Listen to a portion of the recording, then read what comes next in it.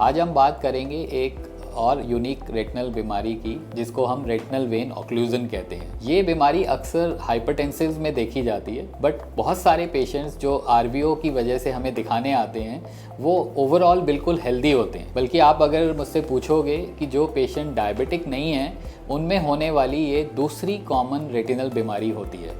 अक्सर इन पेशेंट्स की एज 50+ होती है और इनका अचानक से विज़न कम होने की वजह से ये हॉस्पिटल में दिखाने आते हैं। अब जैसा कि आप समझते हैं, हमारे बॉडी के हर ऑर्गन्स में एक आर्टरी होती है, एक वेन होती है।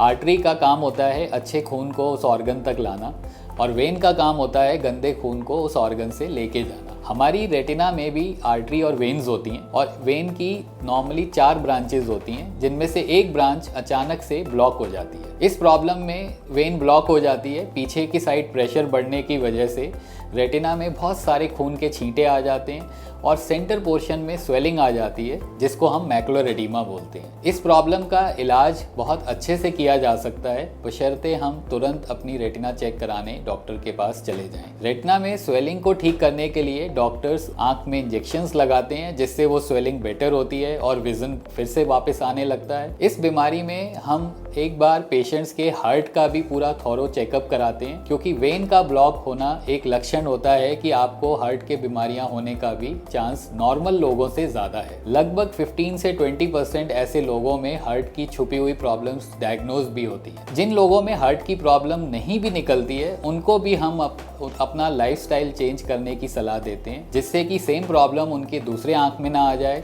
या उसी आंख में दूसरी ब्रांच ब्लॉक ना हो जाए। इंजेक्शंस लगातार लगाते रहने के बाद जब विज़न काफ़ी हद तक रिस्टोर हो जाता है तो इस बीमारी में हम आँख की एक एंजियोग्राफी भी करते हैं, जिसमें हमें ये पता लगता है कि कितने हिस्से की खून की सप्लाई कम हो गई है। आगे चल के फिर हम उस हिस्से का अच्छे से लेज़र करते हैं, जिससे कि कॉम्प्लिकेशंस आने का चांस कम हो जाता है।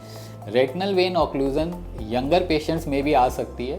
अगर आपकी अचानक से विज़न कम हो गई है तो आपको अपना एक रेटिना चेकअप ज़रूर कराना चाहिए। और रेटिनल वेन ऑक्लूजन डायग्नोज हो गया है तो डरने की बिल्कुल ज़रूरत नहीं है। टाइम से इसका इलाज कराने से काफ़ी रोशनी को वापस लाया जा सकता है। Thank you.